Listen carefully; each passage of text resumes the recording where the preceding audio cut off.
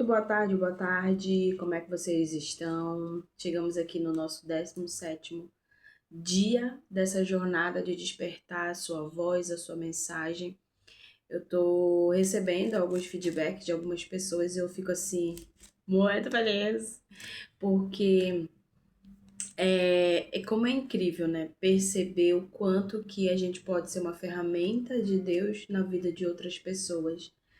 E logo no início, para quem leu o PDF ou para quem assistiu também o primeiro capítulo, eu falei que quando eu comecei toda essa mudança, né, de posicionamento, de conteúdo, de abordagem, eu ficava assim, meu Deus, quem que eu sou, né, para falar sobre a Bíblia, sobre esses ensinos? Eu não entendi ainda o meu real chamado, é um ministério que Deus colocou, o dom que Ele tinha colocado sobre mim. Pouco a pouco tudo foi ficando muito claro, mas logo no início eu não conseguia ter toda essa visão. As peças do quebra-cabeça ainda estavam muito, sabe, embaralhadas. E agora eu percebo que cada situação, cada história, decepção, frustração foi essencial e necessário para despertar algo em mim e arrancar outras coisas que às vezes a frustração, as dores, elas faz a gente endurecer. Esse que é o problema. E nesse processo de endurecimento, a gente acaba anulando, afogando e, sabe, não vou dizer guardando, né? Mas escondendo aquilo que Deus derramou sobre nós. É como se aqui fosse a nossa essência e a cada frustração a gente fosse soterrando aquilo ali, entende? Tipo uma demolição. Aí vem toda aquela terra e destrui tudo que a gente estava construindo de sonhos.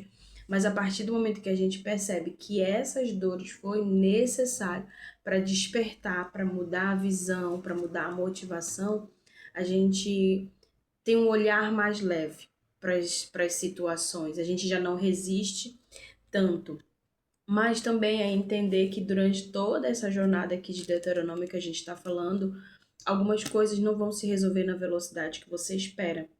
Mas, desculpa, mas elas vão ser resolvidas da forma de Deus, porque às vezes a gente quer resolver tudo do nosso jeito. Mas eu acredito que eu acredito não, eu ainda vou falar sobre isso, que essas transições, ela exigem um processamento da nossa alma.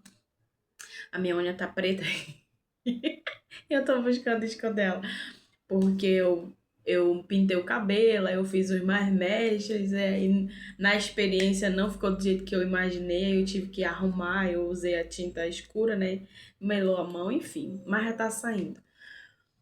Mas é só para quem tá, né? Os mais detalhistas vão olhar todo o cenário, né? E aí vão perceber a unha preta, né? Enfim, é por conta disso. E eu já tá limpando, ontem tava pior. Mas enfim. E é entender que toda essa transição existe um processamento emocional. Às vezes, por fora a gente pode mudar, a nossa consciência pode perceber, mas a alma, ela leva um tempo para processar aquilo ali, né? É tipo luto. O luto, algumas pessoas não conseguem compreender quando não passam, né? Mas o luto, ele exige um processamento da alma diferente, um acompanhamento. Por isso que diante de... eu falo de luto, mas entenda que o luto é qualquer perda que você tenha. Só que a perda física, né, o falecimento de alguém é algo muito mais impactante para nossa alma, né? A gente não consegue lidar e processar. Então, esse é o primeiro introdução que eu quero trazer. Então compartilhe, deixe seu comentário, então envie esse vídeo para outras pessoas também. Aquele vídeo que mais falar com você, compartilhe com alguém, porque às vezes a gente não sabe o que o outro passa. Mas um vídeo, uma mensagem, sabe, um compartilhar possa fazer a diferença na vida delas, tá bom? Vamos aqui ao capítulo 20, mas antes disso vamos orar apresentando mais esse dia ao Senhor, que Ele conduza, que Ele direcione, que Ele revele, sabe, áreas da nossa identidade que nós temos que entregar a Ele para que a gente saia, vamos dizer assim, desses 21 dias despertadas, convictas, com uma voz firme, com uma voz segura, não olhando mais para as faltas, mas sim olhando para aquele que sempre nos sustentou e sempre esteve conosco. É o que eu te peço, Pai, no nome de Jesus, abra nossa visão. Sabe, que a tua palavra venha iluminar os nossos caminhos. No nome de Jesus, amém, amém, amém. Então, o capítulo 20 de Deuteronômio começa assim. Quando saírem para lutar contra os seus inimigos e enfrentarem, né, cavalos e carros, e enfrentarem cavalos e carros e um exército maior que o seu, não tenham medo. O Senhor, seu Deus, que os tirou da terra do Egito, está com vocês. Quando se prepararem para a batalha, o sacerdote virá à frente e falará aos soldados e dirá: Ouçam, homens de Israel. Ao saírem hoje para lutar contra seus inimigos, sejam corajosos. Não tenham medo, nem se apavorem, nem tremem diante dele, pois o Senhor, seu Deus, está com vocês. Ele lutará contra seus inimigos em seu favor e lhes dará a vitória. Amém? O capítulo 20, deixa eu pegar aqui, ele fala que as maiores guerras, né, o tema é que as maiores guerras nem sempre acontecem ao redor de nós ou fora de nós, e sim elas acontecem dentro da nossa mente e muitas das vezes no nosso coração. Porque quando a palavra diz, né, que a gente não deve confiar no nosso coração, porque o coração do homem é enganoso, é justamente esse conflito entre o sentir, né, e o discernir.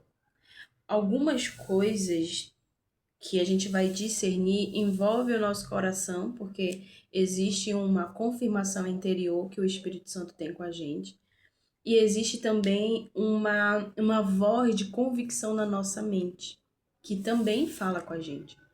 Só que o coração, às vezes, ele nos leva para o sentimentalismo, para as sensações. Então a gente vai para o culto, eu não senti nada, então Deus não falou comigo. Esse é o cuidado que a gente tem que ter, de não ir para alguns lugares ou fazer algumas coisas e olhar para Deus muito com essa sensação.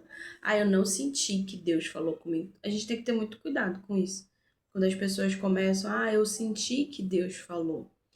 Será que realmente foi uma sensação de Deus?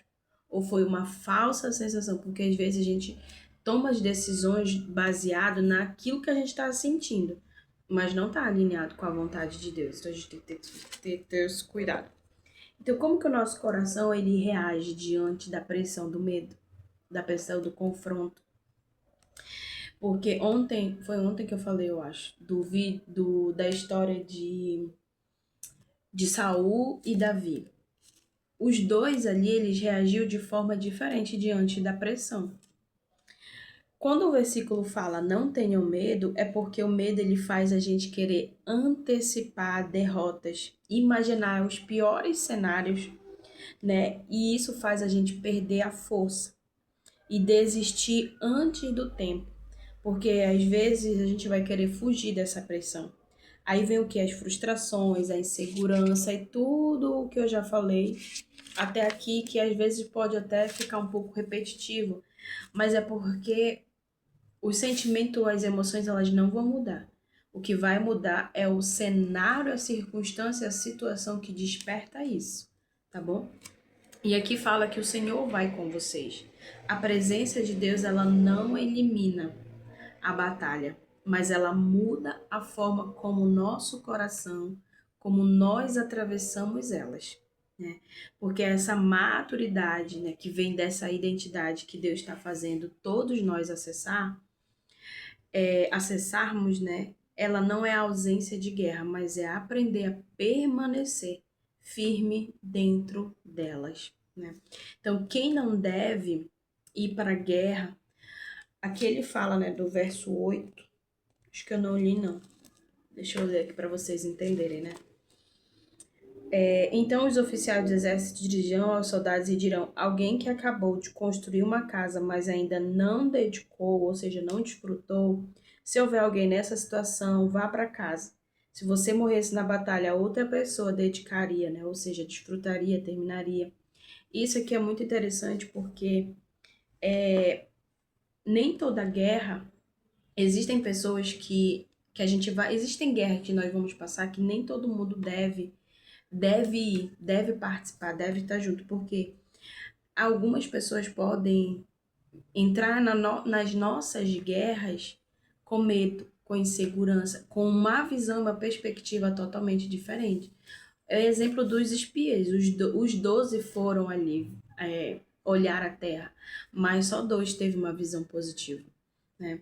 Porque pessoas com medo podem contaminar as nossas decisões, os relacionamentos, os grupos, o ambiente.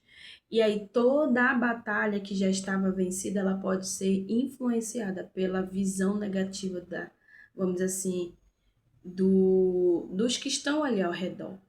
E aí essa visão ela fala sobre o quê? Sobre o preparo emocional e espiritual. Existem guerras que a gente tem que se preparar emocionalmente e espiritualmente para enfrentar. E eu falo para vocês que quando se fala sobre preparação, organização, eu tenho muita resistência. Nossa, meu Deus do céu, é uma luta interna comigo. Mas eu entendo que sem preparo eu não vou conseguir avançar para o novo nível. E quando eu falo sobre preparo, às vezes não é, sabe, um preparo do jeito que você imagina, mas é você se preparar para lidar com medo. Só que antes disso, pequenas tarefas diárias a gente vai ter que fazer para romper com aquele medo ali. Então, quando a gente vive tentando provar valor, fazer de tudo para agradar, a gente começa a carregar alguns pesos sozinho. E isso vai começar a gerar uma inquietação, exaustação, ansiedade, sabe, hipervigilância. Você começa a imaginar os piores cenários. Por quê? Porque você tá numa guerra em que você acredita que você tá sozinha.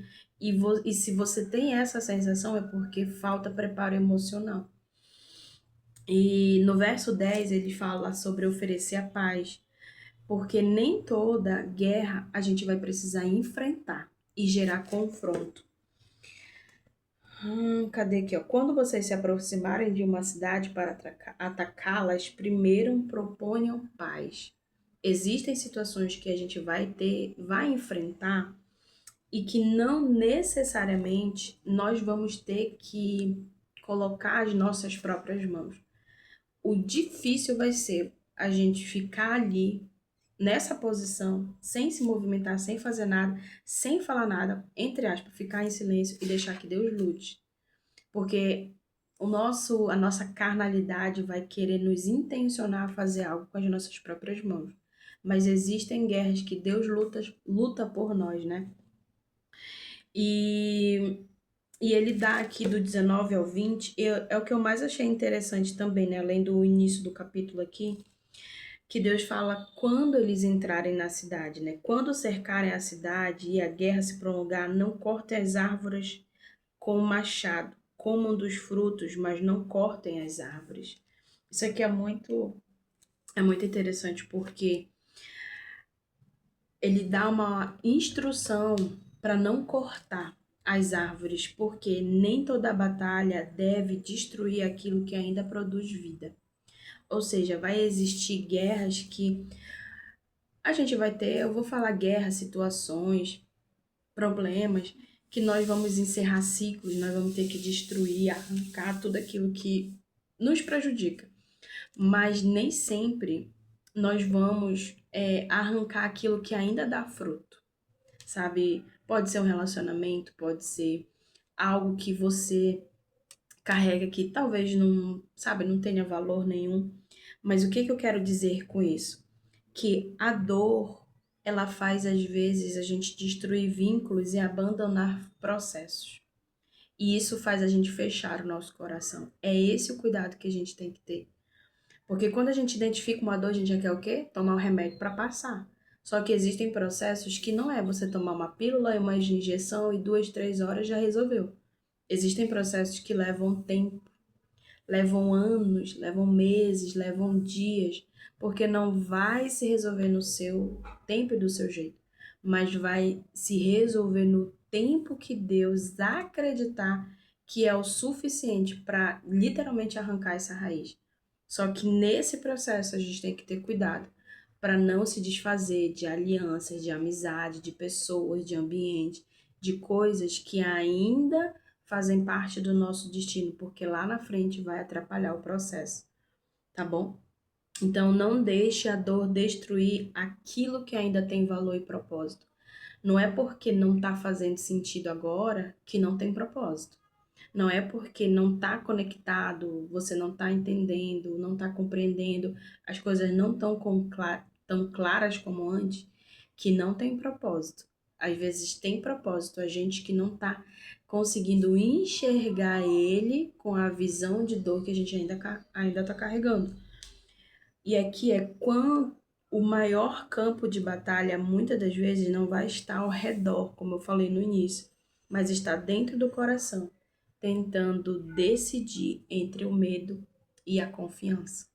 É aqui que vai nos pegar muitas das vezes, porque o medo, ele sempre vai vir com uma voz de cuidado, só que esse cuidado, ele é disfarçado de autoproteção.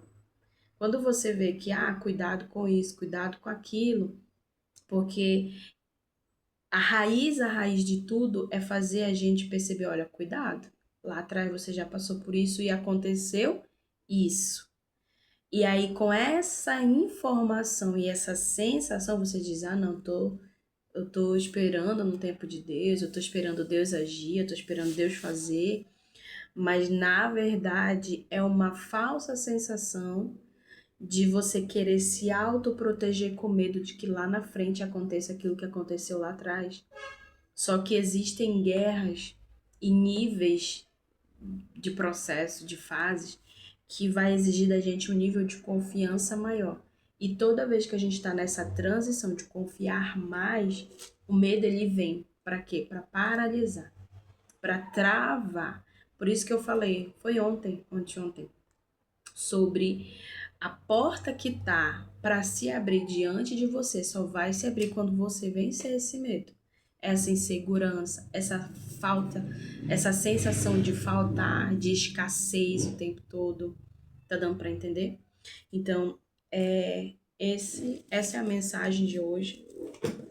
Eu espero que você tenha mais clareza e que mais clareza do que tá tendo até aqui, né? E que não se deixe paralisar pelo medo, sabe? Por mais que as coisas estejam difíceis de enxergar o propósito, ore para que Deus ele abra a sua visão. Eu orava muito, muito, muito, até hoje ainda continuo falando, eu falo, Senhor, abre a minha visão para eu entender, porque eu não tô conseguindo compreender. E eu lembro muito da história de Paulo, quando Jesus, aquela luz veio e cegou, né? Então, é permitir com que aquele desconforto daquela iluminação toda, ela nos segue primeiro para poder nos abrir a visão espiritualmente, tá bom?